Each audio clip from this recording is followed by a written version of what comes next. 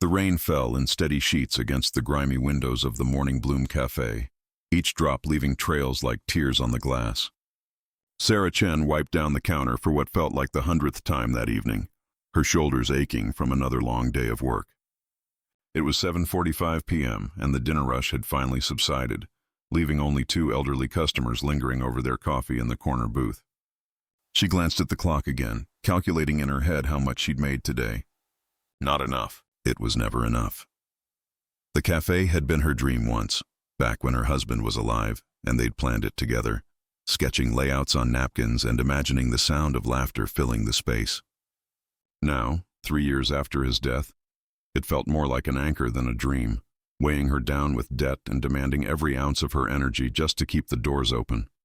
Her teenage daughter Emma needed braces. The roof leaked in 2 places. The espresso machine made a concerning grinding noise that she couldn't afford to have fixed. Sarah was drowning, and she knew it. The bell above the door chimed, and she looked up to see a man stepping in from the rain. He was tall but hunched, as if trying to make himself smaller, and his clothes were worn thin in places. His jacket had seen better days, probably several years ago, and his shoes were scuffed beyond any hope of polish. Dark hair fell across his forehead, partially obscuring eyes that seemed too bright, too alert for someone who looked so defeated by life. He stood in the doorway for a moment, water dripping onto her floor, and Sarah felt a familiar pang in her chest. She'd seen that look before, the one that said the world had knocked you down one too many times. "We're about to close," she said, but her voice was gentle. She could never quite manage to be harsh, even when she probably should be. "I understand," the man said quietly, his voice cultured in a way that surprised her. "I saw the help wanted sign in the window. I know it's late, but I was hoping I might inquire about the position." Sarah blinked. The sign had been up for 2 months, yellowing and curling at the edges. She'd almost forgotten about it. She desperately needed help, someone to cover the morning shifts so she could sleep past 4 a.m. for once, someone to ease the crushing weight of doing everything alone. But she could barely afford to pay herself, let alone hire someone else. Still, something about this man made her hesitate before sending him away. "You have restaurant experience?" she asked, knowing she should just say no, should save them both the time. "Some," he replied, which could mean anything. "I'm a hard worker. I'll do whatever you need. Washing dishes, cleaning, cooking if necessary. I just need a job." There was no desperation in his voice, which struck Sarah as odd. People who truly needed work usually had an edge of panic to them, a willingness to beg. This man simply stated facts, calm and measured. His hands, she noticed, were clean despite his shabby appearance with neat nails. There was a watch on his wrist that caught the light, but it looked old and scratched. "I can't pay much," Sarah said honestly. "Minimum wage, and I can only offer part-time hours to start. 20 hours a week, maybe 25 if business picks up. That would be acceptable," the man said, and something in his eyes flickered, an emotion she couldn't quite read. Sarah made a decision she couldn't quite explain, even to herself. Maybe it was exhaustion. Maybe it was the way the rain hammered against the windows, making her think of all the nights she'd stood in storms with nowhere to go. Maybe it was just that she was so tired of being alone in the struggle. "What's your name?" she asked. "Michael," he replied. "Michael Foster. I'm Sarah. Can you start tomorrow morning?" 5 a.m.? For the first time, Michael smiled, and it transformed his face entirely. For just a moment, he didn't look like a down-on-his-luck drifter. He looked like someone who'd just won a prize he'd been seeking for a long time.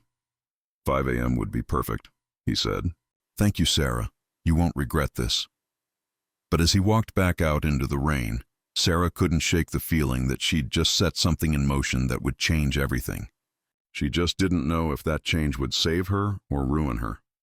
Michael arrived at 4:55 a.m. the next morning, 5 minutes early, which immediately set him apart from the last 3 people Sarah had tried to hire.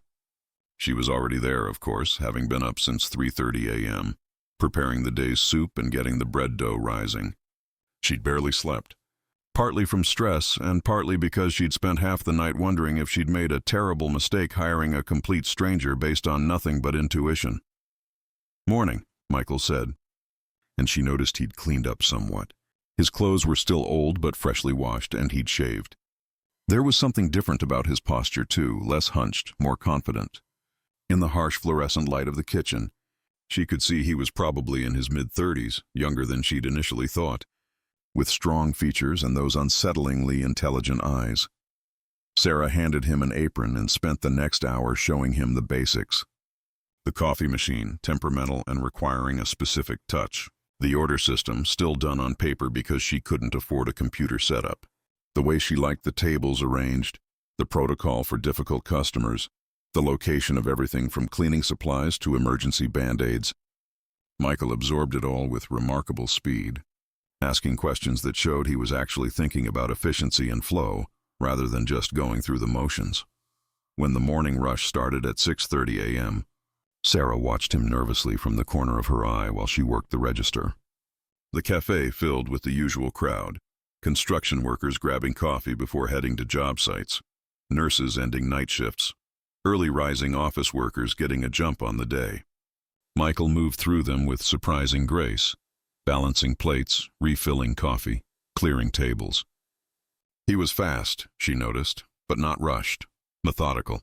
By 7:15 a.m., she realized she wasn't worried anymore. He was good at this. "You said you had some experience," Sarah commented during a brief lull around 8 a.m. "Where did you work before?" Michael paused in wiping down a table, and something flickered across his face again, that unreadable emotion.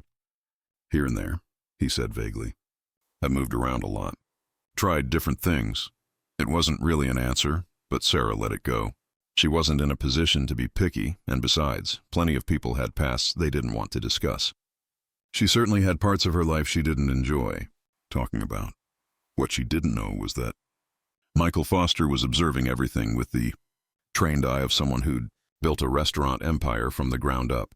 He noticed the inefficient layout of the kitchen, forcing Sarah to waste steps. He saw the outdated equipment struggling to keep up with demand. He observed the way she winced when she moved, favoring her left side where an old injury probably troubled her.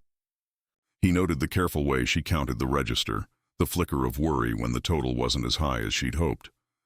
Most of all, he saw the way she treated every customer with genuine warmth, remembering their names and their usual orders, asking about their families. She'd created something real here, something with heart, even if it was slowly dying from financial starvation. Michael had been born into money, so much money that he'd never worried about a bill in his life until he'd deliberately walked away from it all 6 months ago. His father, Richard Foster, owned the Foster Group, a conglomerate that included 37 restaurants across 5 states, from fast casual chains to upscale dining experiences. Michael had been groomed from birth to take over, had earned an MBA from Harvard, had spent 10 years working his way through every division of the company. He'd been good at it too, increasing profits by 32% in his first year as VP of Operations. But somewhere along the way, surrounded by spreadsheets and profit margins and board meetings, he'd forgotten why anyone started a restaurant in the first place. He'd forgotten about the connection, the community, the simple human need for a place that felt like home. 6 months ago, after yet another fight with his father about closing down a struggling location, after looking at photos of smiling employees who would lose their jobs because the numbers didn't quite work, Michael had made a decision. He'd walked away. No explanation, no farewell tour. He'd emptied his pockets of everything that identified him, left his phone and wallet and keys in his penthouse apartment, and walked out into the city with nothing but the clothes on his back and a burning question. Could he make it on his own? Without the Foster name, without the money, without any of the advantages he'd been born with? Could he remember what it was like to struggle, to work for every dollar, to understand the people his company's decisions affected? 2 weeks after Michael started, Emma came by the cafe after school. Sarah's daughter was 14, all long limbs and attitude, with her mother's dark eyes and her father's stubborn chin. She dumped her backpack in the corner booth and slouched into the seat, the universal posture of teenagers everywhere. "Emma, honey, this is Michael," Sarah said, bringing over a sandwich and fries. "He's been helping out." Emma looked Michael over with the suspicious assessment of a teenager who'd learned too young that the world could be cruel and people could disappoint you. "You're not going to disappear like the last 3 people Mom hired, are you?" she asked bluntly. "Emma." Sarah's face flushed, but Michael smiled. "No," he said seriously, meeting Emma's eyes with respect rather than condescension. "I'm not going anywhere."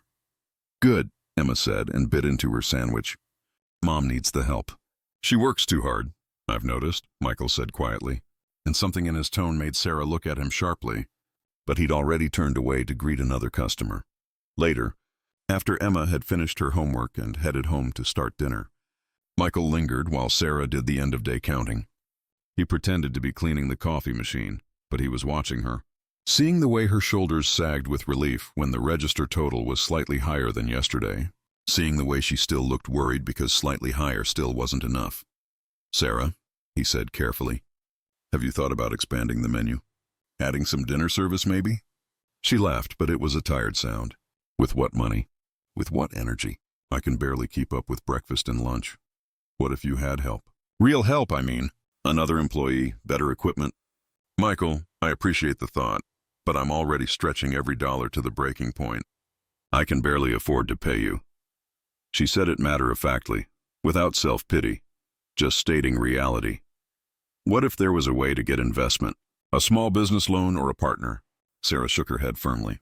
I've tried the loan route. Banks don't want to lend to failing businesses, and I don't have any collateral left. As for a partner, I'm not letting anyone take this place from me. It's all I have left of David, of the dream we built together. Michael wanted to tell her that pride was expensive, that sometimes accepting help was strength, not weakness.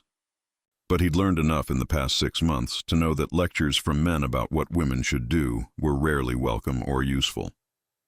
Instead, he filed the information away and continued planning. That night, for the first time since he'd walked away from his old life, Michael made a phone call. He used a borrowed phone from another shelter resident, dialing a number he'd memorized years ago. Marcus, it's Michael. He listened to the explosion of questions on the other end, his best friend and the foster group's CFO demanding to know where he'd been, if he was okay, why he'd disappeared. I'm fine. I need a favor, but it has to be completely confidential. My father can't know. Michael explained what he needed. Money, but not his own, at least not directly. It had to be set up through a series of shell corporations and trusts. Had to look like investment from an outside source. Had to be legitimate and legal, but completely untraceable back to him. Marcus protested, argued, demanded answers. But in the end, friendship won over prudence, and he agreed to set it up. You're insane, Marcus said. You know that, right? You walked away from millions to work minimum wage in a cafe? Maybe, Michael admitted. Or maybe I'm finally sane for the first time in my life. 3 days later, Sarah received a letter that made her hands shake so badly she had to set down the coffee pot before she dropped it. It was from an investment firm she'd never heard of, offering to buy a 49% stake in the Morning Bloom Café. The sum they offered was enough to pay off all her debts, upgrade equipment, hire additional staff, and still leave her with a cushion for emergencies. In return, they wanted only a percentage of future profits. No operational control, no demands to change her vision. The letter emphasized that they'd been watching businesses in the area and believed her cafe had significant potential with the right support. This can't be real, Sarah whispered, reading it for the 3rd time. This doesn't happen. Not to people like me. Michael, who was carefully not looking at her while he restocked napkin dispensers, asked casually, "What doesn't happen?" She showed him the letter with trembling hands. He read it, his face neutral, and handed it back. Looks legitimate to me. You should call them. But why? Why would anyone invest in a dying cafe in a not great neighborhood? Maybe because they're smart enough to see what it could be, not just what it is right now, Michael said. Maybe because some investors actually care about more than just quick profits. Sarah wanted to believe it. She wanted it so desperately that it frightened her. What if it's a scam? Then you call a lawyer, have them review the contract. But Sarah, what if it's real? What if this is your chance to actually save this place? She looked around the cafe, at the worn booths and the leaking ceiling and the espresso machine held together with determination and prayer. She thought about Emma's braces and the bills piling up and the landlord's increasingly pointed comments about back rent. She thought about her husband's face the day they'd signed the lease, full of hope and excitement for their future. I have to try, she said finally. I have to at least try. The next week was a blur of phone calls and paperwork and consultations with a lawyer who confirmed that yes, impossibly, this was legitimate. The investment firm was real, registered, with references and credentials. The contract was fair, more than fair, almost suspiciously generous. But every professional Sarah consulted told her the same thing. Take it. This kind of opportunity didn't come along twice. Michael watched it all unfold with carefully hidden satisfaction. He worked his shifts, stayed late to help Sarah plan the renovations, offered suggestions that she thought were remarkably insightful for someone who claimed to have just some restaurant experience. When the money came through and Sarah cried with relief, standing in the middle of her cafe at 8:37 p.m., while rain hammered on the roof and Emma hugged her tight, Michael felt something in his chest that he hadn't felt in years. Purpose. Real purpose. Not the hollow satisfaction of increasing profit margins, but the deep joy of actually helping someone who deserved it. The renovations started 2 weeks later. Sarah closed the cafe for 5 days, the longest she'd ever been shut down, and a crew descended to patch the roof, replace the old equipment, repaint the walls, refinish the floors. Michael was there every day, working alongside the contractors, and more than once Sarah noticed him directing them with an authority that seemed unusual for someone who was supposedly just a part-time employee. But the work was being done well and ahead of schedule, so she didn't question it too much. When they reopened, the Morning Bloom Café looked like a different place. The equipment gleamed, new and efficient. The walls glowed with fresh paint and warm, welcoming colors. The roof no longer leaked. They'd even added a small patio with 3 tables, taking advantage of a space that had previously been wasted. Sarah had hired 2 more employees, a cook named Rosa who'd worked at high-end restaurants but preferred the community feel of a neighborhood cafe, and a young server named James who was working his way through community college. Business picked up almost immediately. Word spread about the improvements, and new customers came to check out the renovated space. But more than that, something had shifted in the atmosphere of the place. With Michael's subtle guidance, they'd streamlined operations, reduced waste, improved quality. The food was better, the service faster, the entire experience more polished, while still maintaining the warmth and authenticity. That had always been Sarah's strength. Michael had been working there for 2 months when Emma cornered him in the dry storage room at 3:15 p.m., after the lunch rush, but before the dinner prep began in earnest. "Who are you really?" she asked bluntly, arms crossed in a stance that reminded him painfully of Sarah. "I'm Michael. I work here." He kept his voice neutral, but his heart rate kicked up. "Yeah, but that's not all you are. I've been watching you. You know way too much about running restaurants. You talk to the suppliers like you've been doing this for years. Mom doesn't notice because she's so stressed all the time, but I see it." Emma's eyes were sharp, missing nothing. "Plus, I looked up that investment firm. It's real, but it's also super weird. They don't have any other investments in this city. They only formed 6 months ago, and they don't have a website or any online presence except the bare minimum legal requirements." Michael sighed. He'd known this moment would come eventually. Teenagers, especially smart ones who'd learned to be protective of their parents, were hard to fool. "What do you think is going on?" "I think you know something about where that money came from. I think maybe you had something to do with it." Emma stepped closer, her voice dropping. "I'm not saying that's bad. Mom needed help, and whoever invested basically saved us. I'm grateful, but I need to know if you're going to hurt her." "I would never hurt your mother," Michael said, and he meant it with every fiber of his being. "Everything I've done is because I want to see this place succeed. I want to see her succeed. Why? Why do you care so much?" It was the question Michael had been asking himself for weeks. At first it had been an experiment, a way to test himself and learn. Then it had become a project, a problem to solve. But somewhere along the way, it had become personal. He'd grown to admire Sarah's resilience, her refusal to give up even when everything seemed hopeless. He respected her business instincts, the way she understood what created loyalty and community. He'd been charmed by Emma's protectiveness and her sharp mind. Most of all, he'd fallen in love with the cafe itself, with what it represented, a place built on dreams and determination and the simple human need for connection. "Because what your mother has built here matters," he said finally.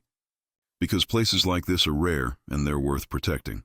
Because I've spent a lot of time working for corporations that only care about profit, and I'd forgotten what it was like to be part of something that actually cares about people." Emma studied him for a long moment, and Michael could see her deciding whether to trust him. Finally she nodded. "Okay, but if you do anything to mess this up for her, I will find a way to make your life miserable. I'm very creative. Michael smiled despite himself. I believe you. Your secret is safe, by the way.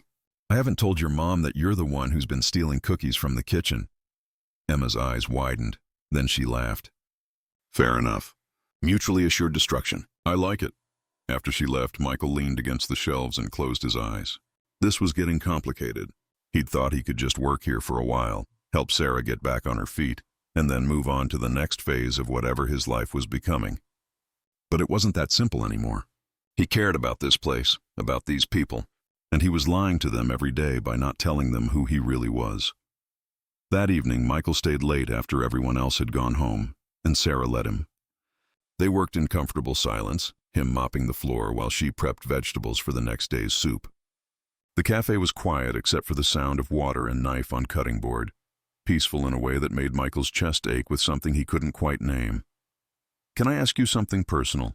Sarah said suddenly, not looking up from her cutting. Sure. Michael continued mopping, keeping his movements steady. Where do you live? I realized I don't actually know. Do you have an apartment nearby? This was the moment he'd been dreading. He'd known she'd ask eventually, but that didn't make the answer any easier. He could lie, make up an address, keep the deception going. But looking at her, at the genuine concern in her eyes, he found he couldn't do it. I stay at a shelter, he said quietly. St. Anthony's about 6 blocks from here. Sarah's hands stilled. A shelter? Michael, you've been working here for 2 months. With what I'm paying you, you should be able to afford a room somewhere. I have other expenses, he said vaguely, which was technically true. He'd been using most of his paycheck to buy groceries for other people at the shelter, to help pay for a single mother's childcare so she could look for work, to replace shoes for an elderly man who's had holes worn through. What was the point of money if you didn't use it to help? What kind of expenses? Sarah asked, her voice taking on an edge that suggested she wouldn't accept evasions. Michael set down the mop and turned to face her. Medical bills from before. Debts I'm paying off. It's complicated. It wasn't technically a lie, just a massive misdirection. But Sarah's face softened with understanding, and Michael felt like the worst kind of fraud. I have a couch, she said, in my living room. It's not fancy, but it's comfortable, and it's warm, and it's better than a shelter. You could stay with us until you get on your feet. Emma wouldn't mind. She likes you. Every instinct Michael had screamed at him to say no, that accepting her charity while hiding his true identity was a bridge too far, that he was already in too deep. But another part of him, the part that was tired of sleeping in rooms with 30 other men, that missed privacy and quiet and the simple comfort of feeling safe, wanted to say yes desperately. I couldn't impose like that, he said weakly. It's not an imposition. You've been helping me for months. Let me help you. Sarah wiped her hands on her apron and looked at him with an expression that was part determination, part challenge. Besides, you could help with Emma in the mornings, make sure she eats breakfast before school. I'm usually already here by the time she wakes up. And that was how Michael Foster, heir to a restaurant empire worth hundreds of millions of dollars, ended up living on a threadbare couch in a small house in a modest neighborhood, surrounded by reminders of a family that had loved and lost and kept going anyway. Sarah's house was neat but clearly stretched thin, with furniture that had seen better days and walls that needed repainting. Photos of her late husband were everywhere, a smiling man with kind eyes and laugh lines. Emma's school artwork covered the refrigerator. There was love in every corner, but also the ghost of financial struggle, the 1,000 small ways poverty manifested in worn carpets and outdated appliances and clothes that were mended rather than replaced. That first night, lying on the couch with a borrowed blanket, Michael stared at the ceiling and wondered what he'd gotten himself into. This had gone so far beyond his original plan that he could barely remember what that plan had been. He was living with them now, part of their daily lives in a way that made his deception feel less like an experiment and more like a betrayal. His phone, his real phone, the one he'd left behind in his penthouse apartment, sat in Marcus's safe. His father probably thought he was dead or had some kind of breakdown. The Foster group was certainly continuing without him, probably thriving, because the machine he'd helped build was too big to be stopped by one person's absence. And here he was, living a life that wasn't his, helping people who thought they knew him but really didn't, falling into patterns of domesticity that felt both foreign and strangely right. In the morning, Emma pounded on his door at 6:45 a.m., shouting that breakfast was ready. He stumbled into the kitchen to find her making scrambled eggs while Sarah had already left for the cafe. Emma pushed a plate at him and sat down at the small table with her own. "So this is weird, right?" she said around a mouthful of eggs. "You living here?" "Pretty weird," Michael agreed, "but good weird. Mom seems less stressed. And honestly, it's nice having another adult around. It's been just me and her for a long time." Emma's voice went quiet. "I barely remember my dad sometimes. That feels wrong, like I'm forgetting him." Michael thought about his own father, about the complicated relationship between expectation and disappointment, love and resentment. "I don't think forgetting details is the same as forgetting someone. The important stuff stays, even if the specifics fade." They ate in companionable silence for a while. Then Emma headed off to catch her bus and Michael walked to the cafe, arriving at 7:30 a.m. to help with the breakfast rush. Sarah looked up when he came in, and her smile was warm and relieved, the expression of someone who'd been alone too long and was grateful not to be anymore. The months that followed fell into a rhythm that felt almost like family. Michael worked his shifts at the cafe, and Sarah quietly increased his hours and his pay despite his protests. The business continued to grow, the combination of Sarah's warmth and the improved operations drawing more customers. They added dinner service 3 nights a week, and it was successful enough that they planned to expand it. Rose's cooking was excellent and word spread. The Morning Bloom Café became known as a hidden gem, the kind of place food bloggers discovered and wrote about, bringing in new crowds of curious diners. Michael watched it all with pride and a growing sense of dread. The better things got, the more successful the cafe became, the harder it would be when the truth inevitably came out. And it would come out. He knew that. Secrets always surfaced eventually. He'd started to care too much. That was the problem. He cared about Sarah's laugh when a regular customer told a bad joke. He cared about Emma's excitement when she got an A on a difficult test. He cared about Rose's stories of her grandmother's cooking back in Mexico and James's dreams of becoming a chef. He cared about the way the morning light slanted through the cafe windows and the smell of fresh coffee and the sound of conversation filling the space. This place, these people had become his in a way that nothing in his old life ever had. His father would say he'd gone soft, that he'd forgotten what business was really about. But Michael thought maybe he'd finally remembered what everything was supposed to be about: connection, community, making something that mattered to real people living real lives. It was 4:47 a.m. on a Tuesday in late spring when everything started to unravel. Michael was in the cafe kitchen prepping for the morning rush when his phone, the cheap burner phone he'd been using, buzzed with a text from Marcus. "We have a problem. Your father knows you're alive. He's hired investigators. They've tracked you to the city. I bought you maybe a week before they figure out exactly where you are. You need to decide what you're going to do." Michael's hand stilled over the vegetables he'd been chopping. He'd known this was coming, had been half expecting it for months, but the reality of it still hit like a punch to the gut. A week.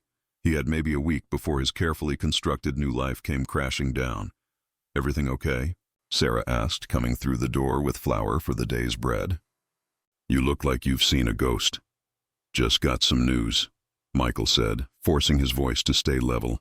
"Family stuff. Nothing urgent, but it was urgent, desperately so." He had to decide what to do, and he had to decide quickly. He could run again, disappear before his father's investigators found him, leave Sarah and Emma and the cafe behind. It would be cleaner that way, less mess, less explanation. They'd never have to know who he really was, never have to deal with the complications that truth would bring. Or he could stay and face it, tell them the truth before someone else did, and hope that they'd understand why he'd done it. Hope that they'd see past the deception to the genuine care and respect he felt for them. Hope that they wouldn't hate him for lying for so long. The choice should have been obvious. But Michael found himself utterly unable to make it. He went through the motions that day, serving customers, cleaning tables, pretending everything was normal. But Sarah noticed something was wrong. She'd gotten good at reading him over the past months. Could tell when something was bothering him, even when he tried to hide it. "Talk to me," she said during a quiet moment around 3 p.m., cornering him by the coffee machine. "What's going on?" "It's complicated," Michael said, which was possibly the understatement of his life. "Most important things are. Sarah crossed her arms, settling in to wait. I'm a good listener. Michael wanted to tell her everything right then, wanted to unburden himself of the weight of secrets he'd been carrying. But a customer called out for more coffee, and the moment passed. Later, he told himself. He'd tell her later. When he found the right words, the right moment, the right way to explain the inexplicable, but later never came. Because at 9:23 a.m. the next morning, a sleek black car pulled up outside the cafe and Richard Foster stepped out. Michael saw him through the window and felt his blood turn to ice. His father looked exactly as he remembered. Perfectly tailored suit, silver hair immaculate, expression stern and commanding. The man who'd built an empire and expected his son to maintain it, who saw everything as assets and liabilities, who'd never understood why Michael cared about the people caught in the gears of their corporate machine. Michael. Sarah's voice cut through his paralysis.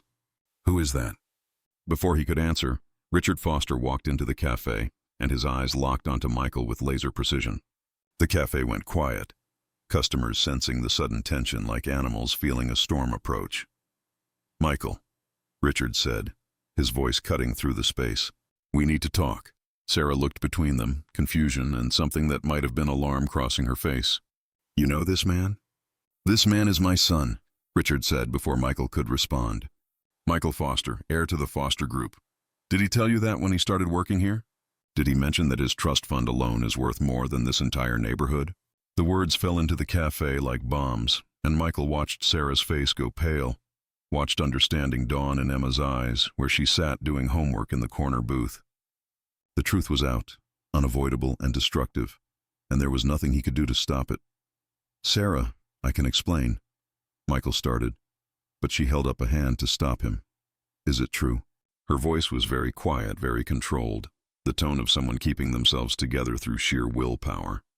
Is what he's saying true? Michael wanted to lie, to find some way to soften the blow, but he'd lied enough. Yes, he said simply. It's true. Sarah's face didn't change, but something in her eyes did, something Michael couldn't bear to look at. Betrayal, anger, hurt, all of it mixed together in an expression that would haunt him for the rest of his life. Michael, we're leaving. Now. Richard's voice was sharp, brooking no argument.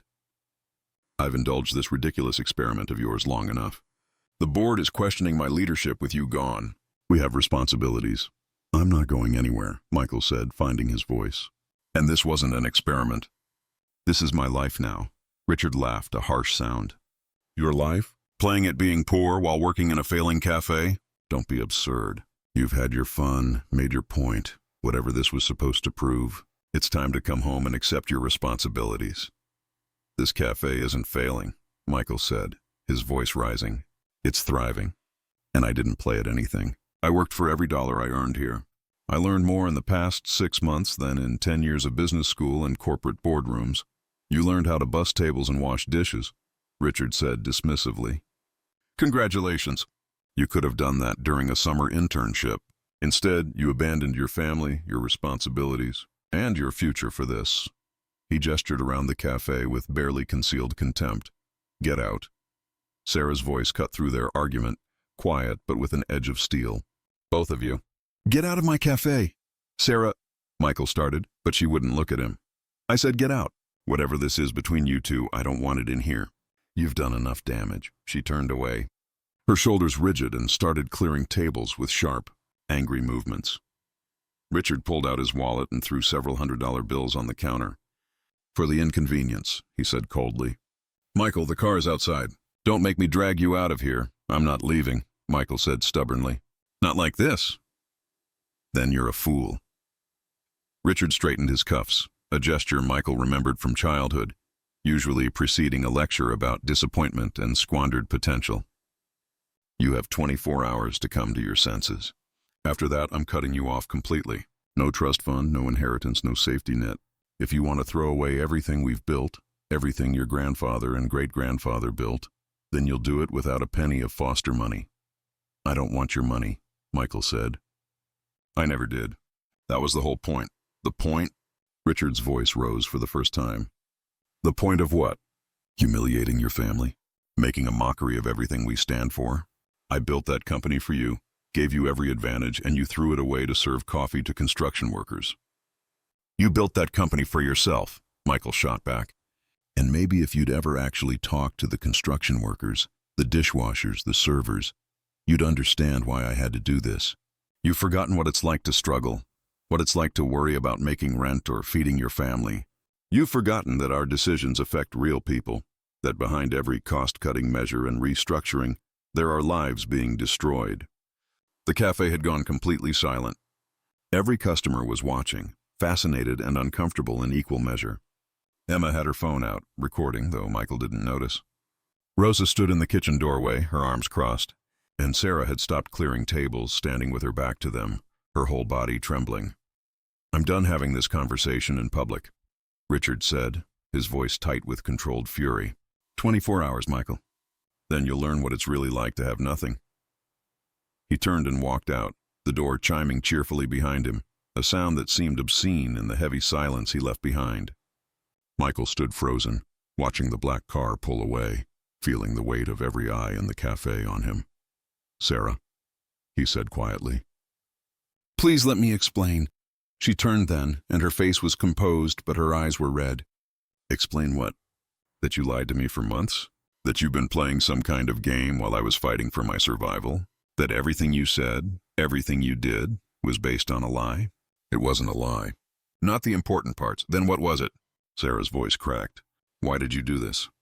Was it funny watching me struggle? Watching me count pennies while you had millions sitting in a bank somewhere?" "No!" The word came out almost as a shout. "Sarah, no. It was never like that. I came here because I needed to understand what real work was like, what real struggle was like. I'd spent my whole life insulated from consequences, making decisions that affected people I never met. I needed to know what that felt like from the other side. And you chose my cafe as your learning experience?" The bitterness in her voice cut deeper than any knife. "My life is your experiment?" "At first, maybe," Michael admitted, knowing honesty was the only currency he had left. "But it stopped being that almost immediately. I saw what you'd built here, the community you'd created, the way you treated everyone with dignity and respect. I saw you killing yourself to keep this place alive, and I wanted to help." "Help?" Sarah laughed, and it was not a kind sound. "Is that what you call it? The investment firm, the money that saved this place, was that you?" Michael hesitated, and that hesitation was answer enough. "Oh my God." Sarah sank into the nearest chair. "The investment that was too good to be true was literally too good to be true. You bought part of my business. You own my cafe." "I don't own anything," Michael said urgently. "It's set up through trusts and corporations, but all the paperwork specifies that you maintain full operational control. The money was a gift, Sarah, no strings attached. I just wanted you to have the chance to succeed." "A gift," Sarah repeated flatly, "from someone who lied about who he was working for me under false pretenses, who watched me struggle and didn't say anything. Do you have any idea how humiliating this is? Everyone will know I couldn't make it on my own, that I needed charity from some rich kid playing at being poor. That's not what this is." "Then what is it, Michael? Because from where I'm sitting, it looks like you swooped in like some kind of savior, threw money at the poor, struggling widow, and felt good about yourself while lying to my face every single day." She stood up abruptly. "I want you to leave. Take your father's money, go back to your real life, and leave me alone." "Sarah, please. I mean it, Michael." "Or is that even your real name?" "Were you lying about that too?" "Michael Foster is my real name. Everything I told you about myself was true, just incomplete." "Incomplete," Sarah said with a bitter smile. "That's one way to put it. Get out." "You're fired." The words hit Michael like a physical blow. He looked around the cafe, at Rosa, who wouldn't meet his eyes, at James, who looked confused and uncomfortable, at Emma, who was still recording everything on her phone with an expression he couldn't read. The customers were starting to whisper among themselves, the story already spreading, already becoming gossip and speculation. "I'll go," Michael said quietly. "But Sarah, please believe me when I say I never meant to hurt you. Everything I did because I care about this place, about you and Emma. That was real. That was always real." Sarah didn't respond, just turned her back on him and walked into the kitchen, her spine straight and proud even as Michael saw her shoulders shake with suppressed emotion. He wanted to follow her, to make her understand, but he knew there was nothing he could say right now that would make this better. He'd broken her trust, and trust once broken was nearly impossible to repair. Michael walked out of the Morning Bloom Café at 9:51 a.m., and the spring sunshine felt like a mockery. He'd come here 6 months ago with nothing, seeking to understand struggle and meaning. He was leaving with even less: no job, no home, and no place in the lives of people who'd come to matter more than he'd thought possible. He spent the day walking, his mind replaying the scene over and over, searching for what he could have done differently. He should have told Sarah the truth from the beginning. He should have been honest when she asked about his background. He should have found a way to help that didn't involve deception. But he'd been afraid she wouldn't accept help from a stranger. Afraid she'd treat him differently if she knew who he was. Afraid of losing the fragile connection they'd built. His phone buzzed constantly with texts from Marcus, each one more urgent than the last. His father's ultimatum was serious. The board was meeting tomorrow to discuss the succession plan. If Michael didn't show up and recommit to the company, they'd proceed without him. He'd be written out of the company's future, cut off from the family fortune, treated as if he'd never existed. 12 hours ago, Michael would have said he didn't care. The money had never been what mattered to him. But now, walking through the city as the sun set, he realized that losing his father's empire was nothing compared to what he'd already lost. He'd lost Sarah's respect. He'd lost Emma's trust. He'd lost the simple joy of working alongside people who saw him as an equal, not as a boss or an heir or a walking bank account. At 8:15 p.m., Michael found himself standing outside Sarah's house. He'd gone there intending to pack up his few belongings and leave quietly, but when he approached the door, he could hear voices inside. Emma's voice, raised and angry, and Sarah's softer responses. "He was helping us, Mom. He saved the cafe." "He was lying to us, Emma. Every single day he lied." "So what? People lie for lots of reasons." Maybe he had a good one. "There's no good reason for this kind of deception." Michael knocked before he could lose his nerve. The conversation inside stopped abruptly, and after a long moment, Emma opened the door. Her eyes were red from crying, but her expression was fierce. "You need to fix this," she said without preamble. "Whatever you have to do, you need to make this right." "I'm trying," Michael said. "That's why I'm here. I need to talk to your mom. She doesn't want to talk to you." "I know, but I need to try anyway." Emma studied him for a moment, then stepped aside. "She's in the kitchen." "And Michael, don't screw this up worse than you already have." Sarah was sitting at the small kitchen table, a cup of tea cooling in front of her untouched. She looked exhausted, worn down by the day's revelations and the weight of emotions she'd been carrying. When Michael entered, she didn't look up. "I asked you to leave," she said quietly. "I know. I will. I just need to say something first." Michael sat down across from her, uninvited. "You asked me why I did this, and I gave you part of the truth earlier. But you deserve all of it. I don't want to hear this. Please, Sarah, just listen. And then I'll go, and you'll never have to see me again if that's what you want." She still didn't look at him, but she didn't tell him to leave either. Michael took that as permission to continue. "I grew up with everything," he began. "Money, privilege, opportunities most people never get. My father built an empire, and I was raised to inherit it. I went to the best schools, got the best education, stepped into a VP position at 25. On paper, I had everything anyone could want." He paused, gathering his thoughts. "But somewhere along the way, I realized I'd never actually done anything. Every opportunity I had was because of my last name. Every success was built on foundations someone else laid. And more than that, I'd become someone I didn't like very much. I made decisions that affected thousands of people. And I did it from behind a desk, never seeing their faces, never understanding what our efficiency measures actually meant to real human beings." Sarah's hands tightened around her teacup, but she still didn't speak. 6 months ago, we were closing a restaurant. The numbers didn't work, and keeping it open would have cost us. It was a logical business decision, but I saw photos of the staff, heard their stories. A single mother who'd worked there for 15 years. An older man who'd used the job to stay active after retiring from construction. A kid saving money for college. They were all going to lose their jobs, and I was the one making that decision, and I realized I had no idea what that actually meant for them. I'd never struggled for anything in my life. How could I understand what I was taking away? "So you walked away," Sarah said, her voice still cold but at least engaged now. "You left everything to play at being poor." I left everything to learn what real life was like for people who didn't have safety nets. And yes, at first it was partly about proving something to myself, about testing whether I could survive without the foster name and money. But Sarah, it stopped being about that almost immediately. Michael leaned forward, willing her to hear him.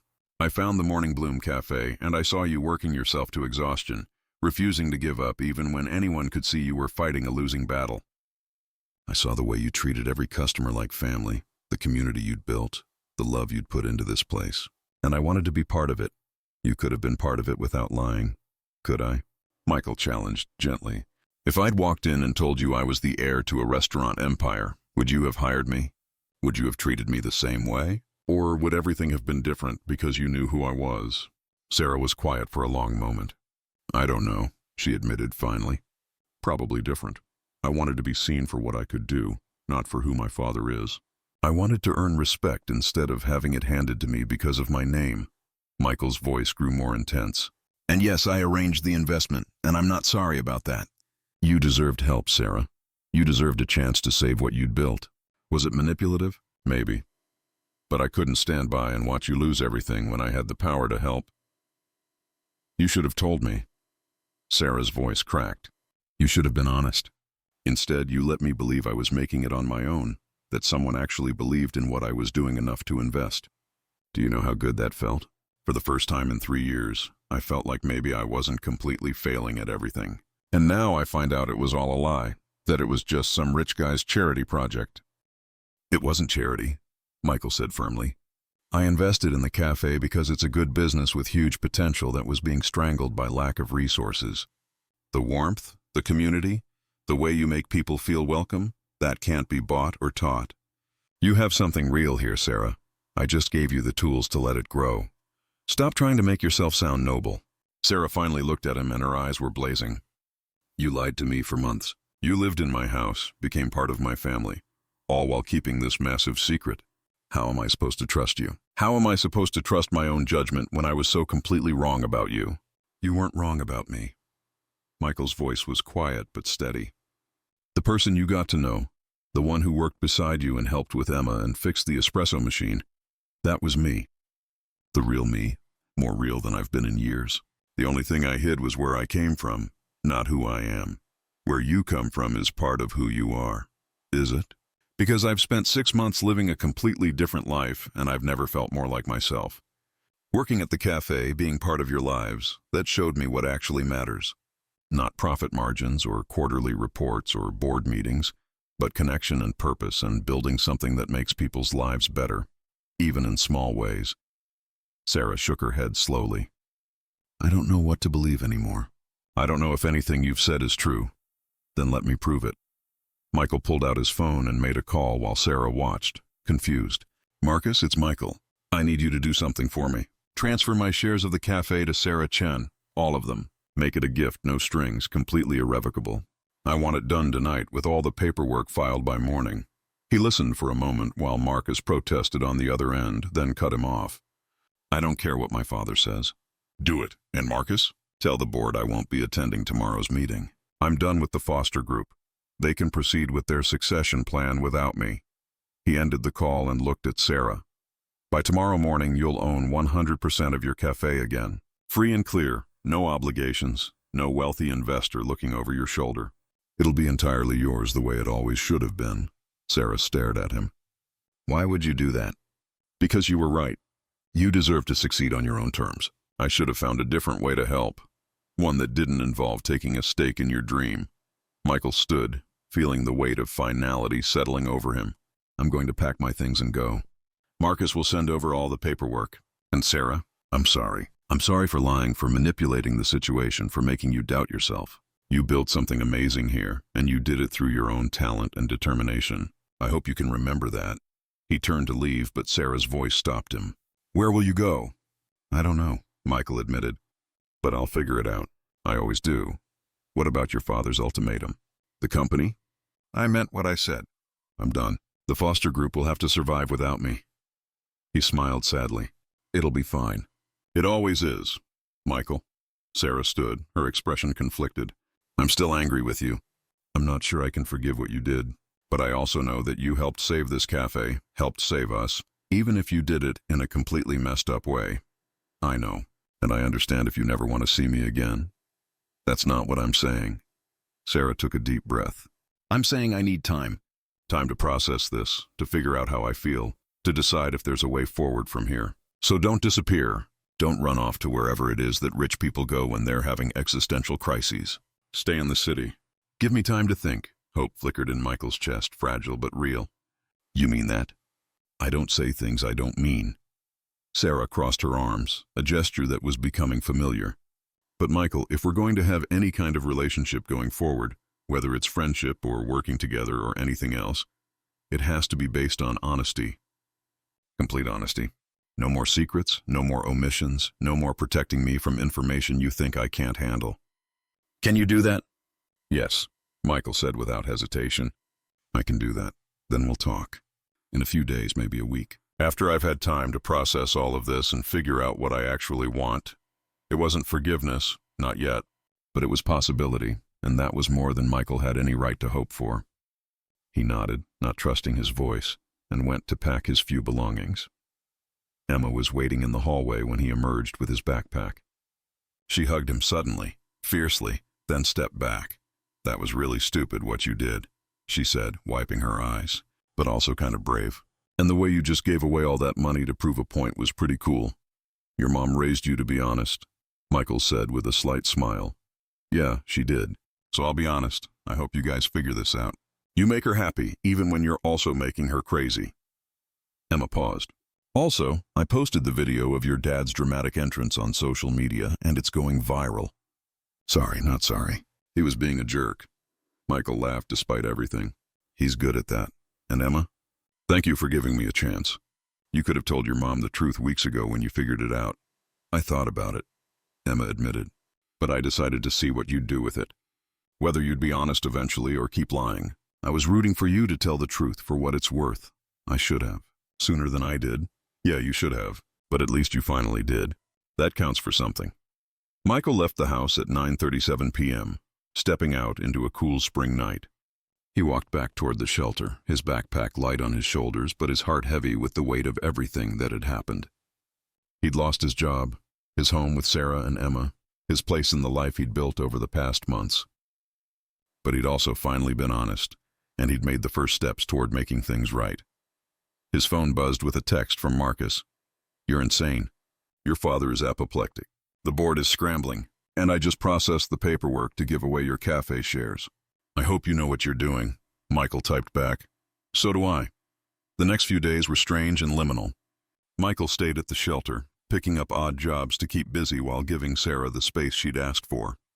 The video Emma had posted had indeed gone viral, spawning think pieces about wealth and privilege and why rich people feel the need to cosplay poverty. Michael became a minor internet celebrity for all the wrong reasons, held up variously as an example of everything wrong with the wealthy, a hero who'd given up his fortune for love, and a fool who'd thrown away his future on a whim. The Foster Group issued a terse press release announcing that Michael Foster had decided to pursue other interests and was no longer involved with the company. Richard Foster refused all interview requests. The board appointed a new successor, someone Michael had worked with for years and knew would do a good job. The empire he'd been raised to inherit rolled on without him, and the world didn't end. Meanwhile, the Morning Bloom Café experienced a surge in business as people came to see the place that had inspired such drama. Sarah handled the attention with grace, neither confirming nor denying the various rumors swirling around. She hired another server to handle the increased traffic and quietly changed the ownership documents when Marcus's paperwork arrived, making her the sole proprietor once again. On the fourth day, Emma showed up at the shelter where Michael was staying. She found him in the common room, helping an elderly veteran fill out paperwork for benefits. Mom wants to see you, Emma announced without preamble. Tomorrow morning, 6 a.m. at the cafe. Don't be late. She left before Michael could ask any questions, leaving him to spend a sleepless night wondering what Sarah wanted to say. Would she tell him to leave the city entirely? Would she ask him to stay away permanently? Or was there a chance, however slim, that she'd found a way to forgive him? Michael arrived at the Morning Bloom Café at 5:55 a.m., 5 minutes early as always. The lights were on inside, and through the window he could see Sarah moving around the kitchen, her movements practiced and efficient. He took a deep breath and walked in. "You're early," Sarah said without turning around. Force of habit. She turned then, and Michael tried to read her expression. She looked tired but composed, as if she'd reached some decision after long deliberation. "I've been doing a lot of thinking," Sarah began. "About trust, about honesty, about what matters. And I've talked to a lot of people. Emma, Rosa, some of the regular customers. Even called my sister out in California to get her perspective." Michael waited, his heart pounding. "Everyone had different advice," Sarah continued. "Some said I should never forgive you, that lying for months is unforgivable. Others said I should focus on what you did rather than how you did it, that you saved the cafe and that counts for something. Emma thinks I should give you another chance because, and I quote, he's the first person since Dad who actually made you laugh." Michael's breath caught at that. "Here's what I think," Sarah said, her voice steady. "What you did was wrong. The lying, the deception, the manipulation, all of it was wrong, even if your intentions were good. You took away my agency by helping me without my knowledge or consent. You made decisions about my life and my business without including me. That's not okay." "I know," Michael said quietly. "I know, and I'm sorry.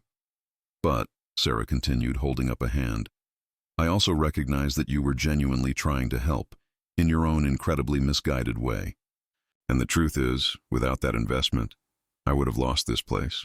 Emma and I would have lost our home. You saved us, even if you did it in the most complicated, dishonest way possible." She crossed her arms, a gesture Michael had learned meant she was protecting herself while being vulnerable. "So here's my proposal. I need help running this cafe. Business has exploded in the past week and I can't handle it alone. I'm offering you your job back, but on different terms." Michael's heart leaped. "What terms?" "Complete honesty for one. If I ask you something, you tell me the truth, even if you think it'll hurt me or make things complicated. No more protecting me from information." Sarah's eyes were fierce. "Second, you work for the wage I can actually afford to pay, not some charity amount. We do this as employer and employee, nothing more complicated than that. No gifts, no secret investments, no trust funds quietly making problems disappear. If there's a problem, we solve it together, openly." "I can do that," Michael said without hesitation. "Third," Sarah continued, "you have to rebuild my trust. I don't know how long that'll take, but it won't be quick and it won't be easy. You'll have to prove over time that you're someone I can rely on to be honest with me." "I understand." "And fourth," Sarah's voice softened slightly, "you have to figure out who you actually are. Not the heir to a fortune, not the guy playing at being poor, but actually you. Because I need to know who I'm working with, who I'm trusting. And I don't think you really know yet." Michael considered that carefully. She was right. He'd spent months defining himself by what he wasn't. Not a corporate drone, not just his father's son, not someone insulated from real life. But he hadn't figured out what he actually was beyond those negations. "That's fair?" he said finally. "All of it is fair. And Sarah, thank you for giving me another chance I definitely don't deserve." "Don't make me regret it," Sarah said, but there was a hint of warmth in her voice. "Now get an apron. The morning rush starts in 30 minutes, and I need someone on coffee duty." It felt miraculous and mundane all at once, slipping back into the rhythm of the cafe. Michael tied on his apron and took his place at the coffee machine, and when the first customers started arriving at 6:30 a.m., it was like no time had passed at all. Except everything had changed. The secrets were gone, replaced by a fragile new beginning built on honesty and earned trust. It wasn't easy. There were moments when Sarah looked at him and he could see her remembering the betrayal, questioning whether she'd made the right choice. There were conversations that had to be had, painful and awkward discussions about boundaries and expectations. Emma watched them both with protective suspicion, ready to defend her mother at the first sign that Michael was falling back into dishonest patterns. But slowly, over days and then weeks, they found a new equilibrium. Michael proved himself reliable, honest even when the truth was uncomfortable, willing to be vulnerable in ways he'd never been before. He talked about his childhood, about the pressure and privilege that had shaped him. He admitted his fears and doubts. He let them see him as a real person, flawed and trying, rather than as either the perfect employee or the deceitful rich kid. Sarah, for her part, Learn to trust again, tentatively at first, and then with growing confidence. She shared the books with him, openly discussing the cafe's finances and plans for the future. She asked for his advice sometimes, acknowledging his business expertise while making clear that final decisions were hers. They built a partnership based on mutual respect and hard-earned honesty. One morning, about 6 weeks after the revelation, Sarah and Michael were alone in the cafe at 5:45 a.m., going through the ritual of opening that had become comfortable routine. "I heard from your father," Sarah said casually while measuring coffee beans. Michael froze. "What? He came by yesterday after you'd left for the day." "Very formal, very businesslike. He offered to buy the cafe from me for 3 times what it's worth." "And?" Michael's heart was pounding. "And I told him it's not for sale." "Not to him, not to anyone." Sarah smiled slightly. "He wasn't pleased. Said something about stubbornness running in the family, which I thought was pretty ironic coming from him." "He's not wrong, though," Michael said. "About the stubbornness. I get that from him. He also said something else before he left." Sarah turned to look at Michael directly. "He said you'd thrown away everything for nothing, that this cafe and the people in it weren't worth what you'd sacrificed." "He wanted me to know that, wanted me to feel guilty, I guess." "Sarah, I told him he was wrong," Sarah interrupted. "I told him that maybe what you'd actually done was trade something hollow for something real. And that's not nothing, it's everything." Michael felt something shift in his chest. A weight he'd been carrying finally starting to lift. "You believe that?" "I'm starting to," Sarah said honestly. "I think you're still figuring out who you are, and I think it's going to take time. But Michael, I'm glad you're here. I'm glad you stayed. And while I'm still processing everything that happened, I want you to know that I see you trying, and I appreciate it."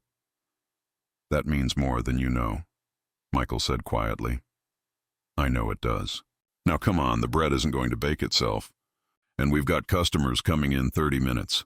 They worked in comfortable silence for a while. The kind of silence that comes from people who've learned to be easy with each other." And Michael realized that this, the early morning quiet, the smell of coffee and baking bread, the simple satisfaction of work well done, this was what he'd been searching for all along.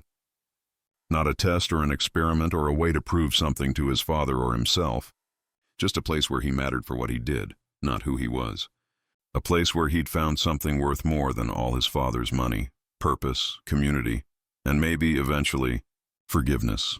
The cafe opened and the day began, and life rolled on in all its complicated, beautiful, challenging glory. And Michael Foster, who'd started this journey trying to understand struggle and ended up finding meaning, finally felt like he was exactly where he was supposed to be. 3 months later, the Morning Bloom Cafe was thriving in ways Sarah had never imagined possible. The viral attention had faded, but it had left behind a steady stream of new regular customers who kept coming back not for the drama, but for the food, the atmosphere, and the genuine warmth of the place. Sarah had hired 2 more people, expanded the dinner service to 5 nights a week, and was actually making a profit, a real sustainable profit that let her sleep at night without anxiety gnawing at her stomach. Michael was still there, working his shifts reliably, no longer living on Sarah's couch but in a modest apartment he'd rented 3 blocks away. He'd started taking online courses in nonprofit management, thinking about ways to use his business knowledge to help other struggling small businesses without the deception that had marked his first attempt. He'd even reconnected tentatively with his father, not to rejoin the company but to build some kind of relationship that wasn't based entirely on business and expectations. "I have news," Emma announced one evening, bursting into the cafe where Sarah and Michael were doing end-of-day cleanup. "The school newspaper wants to do a feature on us. Well, on Mom, but also kind of on the whole local business survival story thing." "That's great." "Honey," Sarah said, smiling at her daughter's excitement. "And," Emma continued, drawing out the word, "I might have also submitted an essay about the whole situation to a national writing competition. And I might have won a regional prize." "Emma, that's amazing." Sarah pulled her daughter into a hug. "Why didn't you tell me you entered?" "I wanted it to be a surprise. They're going to publish it in their magazine, and they want to interview all of us. You, me, even Michael if he's willing." Michael looked up from where he was wiping down tables. "Me? Why would they want to interview me?" "Because you're part of the story," Emma said matter-of-factly. The reformed rich guy who learned about real life.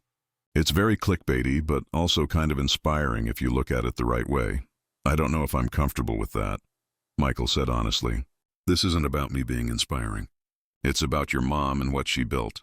See, that's exactly the kind of thing you should say in the interview, Emma insisted.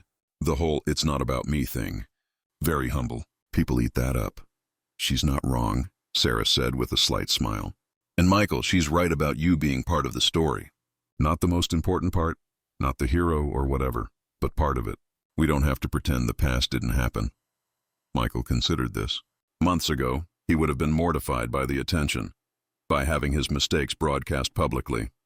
But he'd learned something about accountability, about owning your choices and their consequences. Okay, he said finally. If you both want me to, I'll do the interview. 2 weeks later, on a clear autumn morning at 6:15 a.m., Michael arrived at the cafe to find Sarah already there, sitting in a booth with 2 cups of coffee and a thoughtful expression. We need to talk, she said, and Michael's stomach dropped despite her calm tone. That sounds ominous, he said, sliding into the booth across from her. Not ominous, just important. Sarah pushed one of the coffee cups toward him. I've been thinking a lot about the future, about where this cafe is going, where Emma and I are going, where you're going.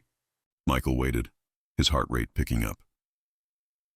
When you first started working here, I was drowning. I was 3 months behind on rent, my equipment was failing, and I was working 18-hour days just to keep the doors open.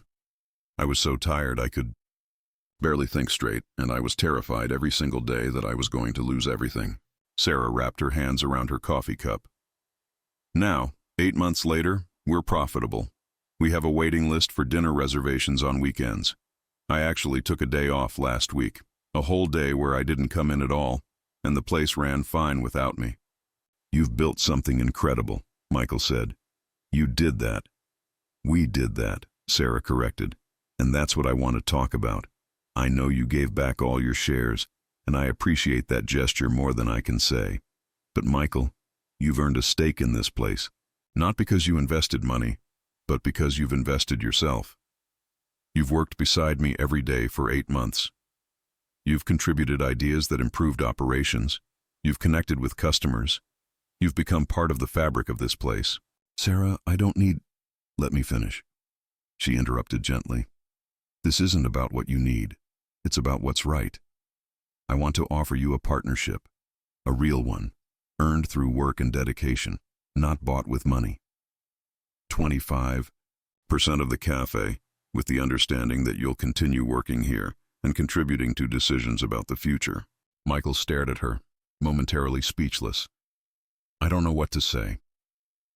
You could start with yes or no, Sarah said with a slight smile. But before you answer, I need you to understand what I'm really asking. This isn't just a business arrangement. It's a commitment to this place, to this community, to building something that matters. Can you commit to that?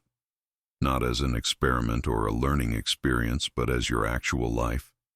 Michael thought about the question seriously. He thought about his father's empire, the corner office that could have been his, the wealth and power he'd walked away from. He thought about the past 8 months, the satisfaction of work earned rather than inherited, the relationships built on honesty and respect, the simple joy of being part of something real. Yes, he said finally. I can commit to that. I want to commit to that. Sarah's face broke into a genuine smile, the kind that transformed her entire face. Good. Then we're partners. Marcus already drew up the paperwork. I had him do it last week after I'd made up my mind. We can sign it this afternoon if you're ready. You had Marcus do it? Michael laughed. When did you two start conspiring behind my back? The day I decided to trust you again, Sarah said simply. He's been very helpful, actually. He clearly cares about you a lot, even if he thinks you're insane for giving up your fortune. He's not the only one who thinks that. Maybe you are insane, Sarah said thoughtfully. Or maybe you're the only sane one, and the rest of us are just too caught up in the wrong things to notice. The cafe door chimed and Rosa came in for her shift, followed shortly by James. The morning routine began, familiar and comfortable, and Michael moved through it with a lightness he hadn't felt in years. He was a partner now, not just an employee. He had a stake in something he'd helped build, something that mattered. At 8:45 a.m., during a brief lull, Emma came in before school. She took one look at her mother's face and then at Michael's and grinned. "She asked you about the partnership, didn't she?" Emma said. "And you said yes. I can tell." "How can you possibly tell?" Michael asked. "Because you both look happy. Like, actually happy, not just getting through the day happy." Emma grabbed a muffin from the display case. "Does this mean I should start calling you Michael the business?" "Partner instead of just Michael? Please don't," Michael said with mock horror. "That's even worse than Michael the reformed rich guy." "I could call you Dad," Emma said casually, and the entire cafe seemed to go silent. Sarah's face went pale, then red. "Emma, we're not—" "I'm kidding, Mom. Relax." Emma took a bite of her muffin, but her eyes were serious when she looked at Michael. "But seriously, you're family now. You know that, right? Not in a weird replacement dad way, but in a you're stuck with us way." Michael felt his throat tighten with unexpected emotion.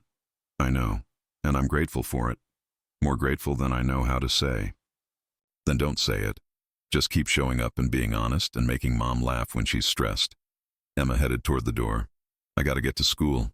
See you later, partners." She left in a whirlwind of teenage energy, and Sarah shook her head. "I'm sorry about that. She has no filter." "Don't apologize," Michael said. "She's right. About all of it." They looked at each other across the cafe, and something passed between them, acknowledgement of how far they'd come, gratitude for second chances, hope for what might come next. It wasn't romance, not yet, and maybe never, but it was connection, real and hard-earned, built on honesty after deception, trust after betrayal. "Back to work," Sarah said finally. "These tables won't bust themselves." "Yes, boss," Michael said with a grin, and Sarah threw a dish towel at him. "Partner," she corrected. "You have to call me partner now. It's in the contract." "Pretty sure it's not." "Well, it should be." The day continued, busy and chaotic and full of the 1,000 small challenges that came with running a restaurant. A customer complained about their eggs. The dishwasher made an ominous grinding sound. A food delivery arrived late. Through it all, Sarah and Michael worked side by side, solving problems as they arose, making decisions together, building something. That was becoming more than just a cafe. It was becoming a home. That evening, after closing, Michael walked Sarah to her car like he'd gotten in the habit of doing. "Thank you," he said as she unlocked the door, "for believing in me enough to offer the partnership, for giving me a second chance after I'd screwed everything up, for seeing past the lies to whatever was real underneath." "Thank you for staying," Sarah replied, "for being honest even when it was hard, for proving that people can change, can learn, can become better versions of themselves." She paused, then added, "My husband used to say that the best things in life are built slowly, with patience and care. I think he'd be happy to know that his cafe is in good hands." "Our cafe now." "Our cafe," Michael repeated, liking the sound of it. Sarah drove away, and Michael walked back toward his apartment through streets that had become familiar and dear over the past months. His phone buzzed with a text from Marcus. "Your father wants to have dinner next week. He's ready to talk, really talk, not just lecture. You interested?" Michael thought about it for a moment, then typed back, "Yes, tell him I'll be there. But I'm not coming back to the company.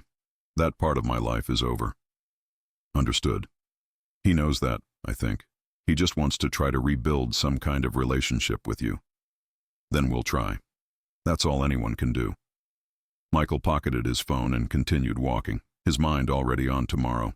They were testing a new menu item, needed to interview a potential new hire, had to call the landlord about extending the lease now that business was solid. Regular problems, everyday challenges, the kind of thing that would have seemed impossibly mundane to the version of himself that had existed a year ago. But that version had been searching for meaning in all the wrong places, had thought that understanding came from observation and analysis rather than from actually living. This version knew better. Meaning came from commitment, from showing up day after day, from building relationships and earning trust and being part of something larger than yourself. 6 months later, on a spring morning exactly 1 year after Michael had first walked into the Morning Bloom Café looking for work, Sarah called a staff meeting before opening.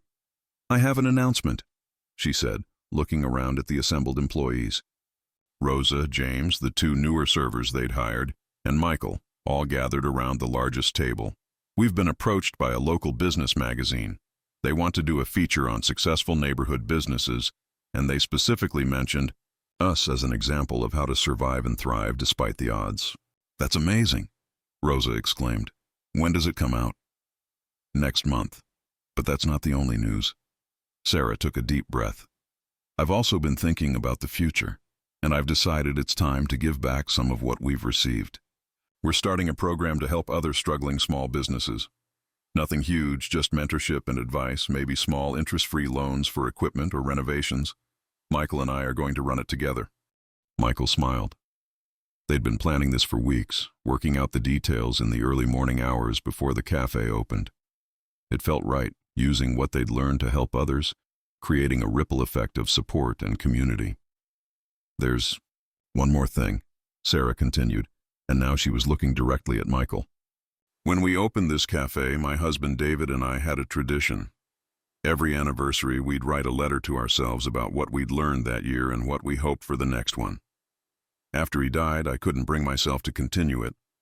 But this year, on our anniversary of becoming partners, I wrote a letter, and I want to share part of it." She pulled out a folded piece of paper from her apron pocket and began to read.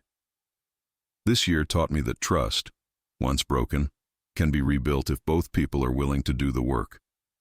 It taught me that asking for help isn't weakness, but wisdom. It taught me that second chances are precious and should be given carefully but freely. Most importantly, it taught me that the best partnerships aren't built on money or contracts, but on shared values and mutual respect." Sarah looked up from the letter, her eyes bright.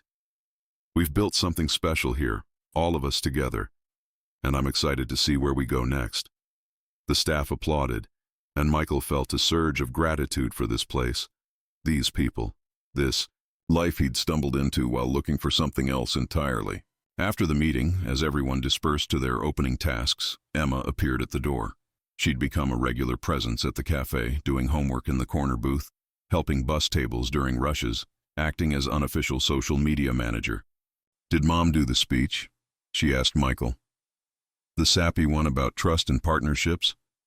"She did. Did you cry?" "I managed not to. Impressive, I read it last night and totally cried." Emma grabbed her usual booth. "Hey, Michael, can I ask you something?" "Always." "Do you ever regret it? Walking away from all that money, the company, everything you could have had?" Michael considered the question honestly. "Sometimes I think about it. Mostly I wonder what that version of my life would have been like. But regret?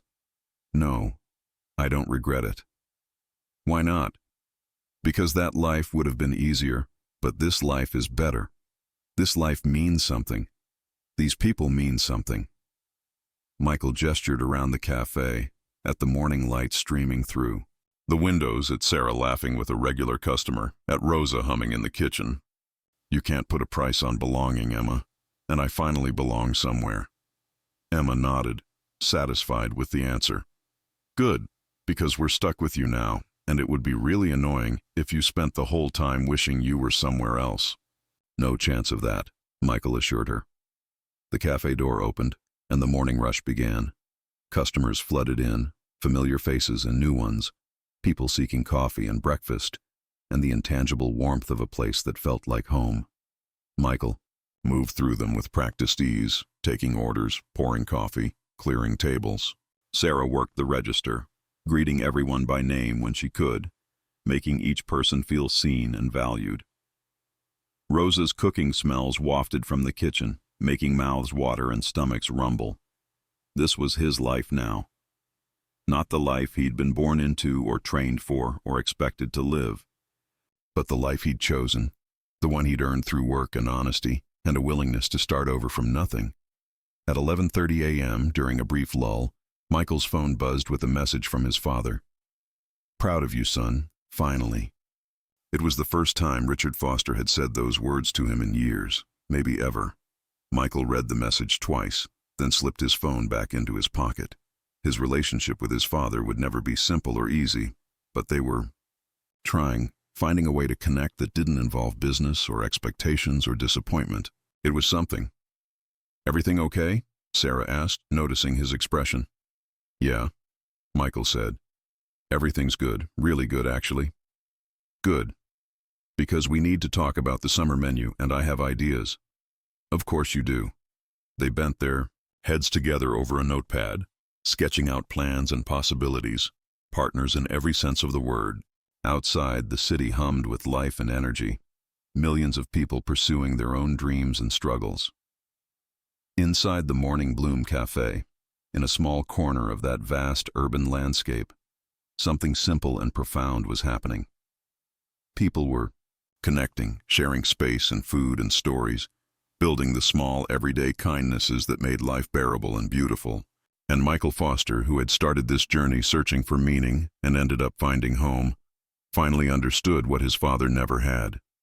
That the measure of a life wasn't in wealth accumulated or power wielded, but in the connections made, the people helped, the love shared.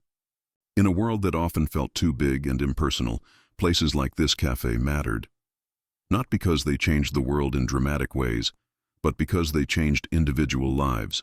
One cup of coffee, one kind word, one moment of genuine human connection at a time. The lunch rush swept in, and there was no more time for philosophy or reflection. There was only work to be done, customers to serve, food to prepare, tables to clear. The endless rhythm of restaurant life that could feel monotonous or could feel meaningful, depending on your perspective. Michael had finally found his perspective, and it looked like early mornings and tired feet and the satisfaction of work well done. It looked like Sarah's smile when a new dish succeeded and Emma's eye roll when he made a bad joke. It looked like Rosa's pride in her cooking and James's determination to become a chef. It looked like regular customers who came not just for food but for community, for the feeling of being somewhere they belonged. This was the life he'd been searching for, though he hadn't known it when he started. This was what mattered. And finally, beautifully, simply, he was home.